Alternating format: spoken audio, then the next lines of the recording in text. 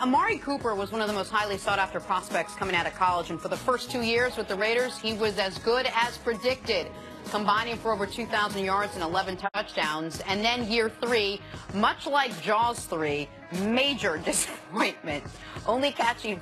Glad that cracked you up, Jenna. One person in America needs to laugh at that reference. It was the worst movie. Only catching 48 passes and struggling with drops. Raiders head coach John Gruden said, quote, "We need him to be the player he was the first 2 years." Jaws. Yeah.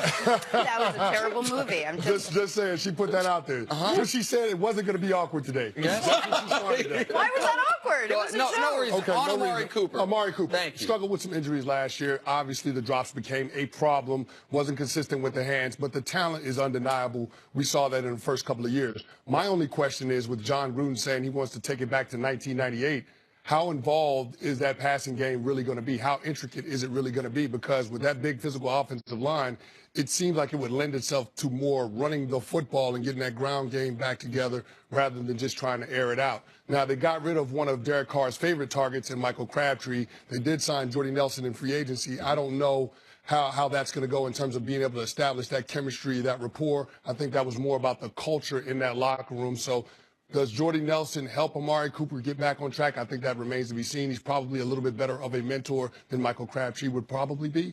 But in terms of getting Amari Cooper back to being a 1,000-yard receiver, a Pro Bowl caliber receiver, I think it has to do with making sure that he has his confidence as a receiver and that he can get himself physically able to be on the field every single week and be productive. I think that's the biggest concern with Coop, is making sure that he's healthy. Yeah, Amari is like a lot of young wide receivers. They might have some type of success initially, but the game is moving too fast for him. Amari, he should be one of the perennial Pro Bowl players, especially with Carr as his quarterback, so he doesn't have that excuse. Amari's problem is he's just putting too much pressure on himself. He is the total opposite of what you think a wide receiver should be. He's one of the hardest workers in the building. He is not a me type of guy.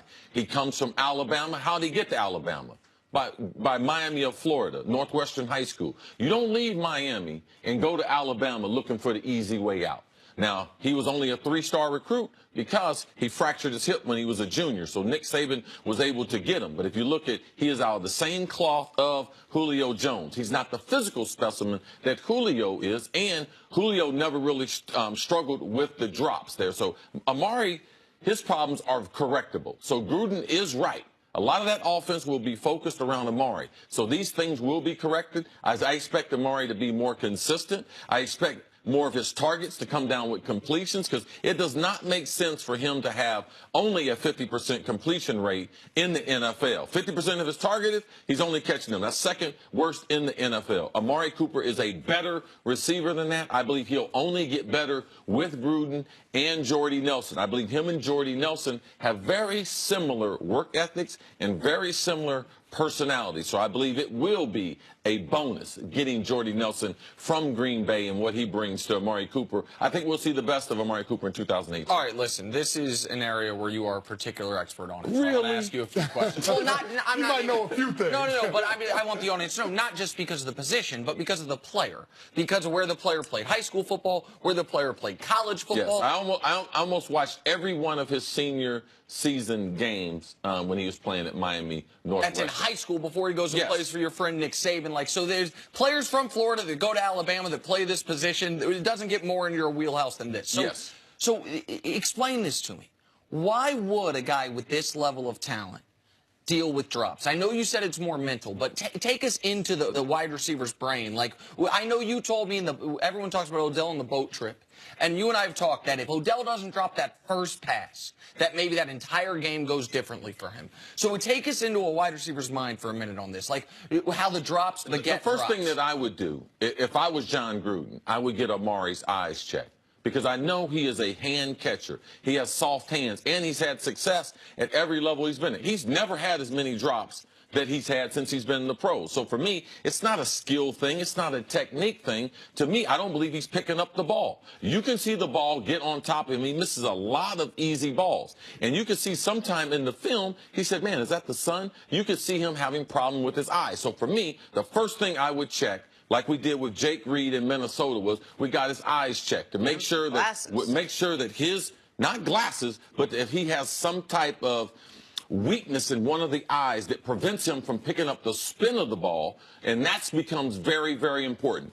Carr throws a great ball. You should not have that many drops. When you have that many drops, typically you would see it with someone like Peyton Manning or Eli, who throws a wobbly ball. When you have a tight spiral like that, there is no excuse. And I believe that's the first thing that I would look at. And I just believe it's also wide receiver maturity. You get more mature. You don't have those lapses in focus during the game. That's one thing that young receivers you see in the league also. And then I want to follow up and ask you something, because you alluded to, you remove Michael Crabtree, you bring in Jordy Nelson.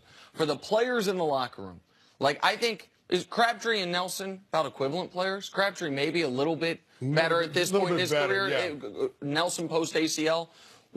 What does it say to the guys in the locker room when the new head coach maybe substitutes a slightly better player for a slightly worse player, and the reason is what you described it as? Ostensibly, it's about culture. And he gives, by the way, that other player a new contract while moving on from Michael Crabtree. Well, he also moved on from Marquette King yesterday. Yep. So it's clear that John Gruden is trying to send a message about what he wants his players' mentality to be. And I don't have a problem with that as long as it works out. And that's a risky gamble to take, especially when you cut your quarterback's favorite target. Derek Carr, that's clearly his favorite target over the past year and a half. So when you start getting rid of those type of players in the production that Crabtree brought to that team, you better be able to replace it. And that's where I think Amari Cooper steps in, to your point, CC. Jordy Nelson being there and being more of a mentor for Cooper to try to get him back on track, because the talent to me is undeniable. His skill set is there. It's just a matter of making sure that he's healthy and that he's confident. Yeah, Amari Cooper has the personality of someone like Larry Fitzgerald, A.J. Green, and Julio Jones. He is not the type of person. He needs help and assistance and guidance, but he's not the kind of wide receiver who needs a mentor.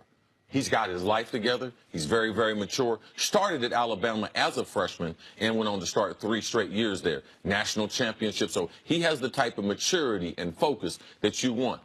And he left after his true junior year, correct? Yes. Yeah, he's still a very young That's what I was going to say. People forget that ages matter here. Some guys leave Alabama at 24. You know, when Amari came into the league, if I remember correctly, he was the youngest player in his draft class, or the second youngest player. So even though he's going into year 4, he's still a very young player, which people got to remember. I heard that middle school and secondary schools in Alabama are really tough.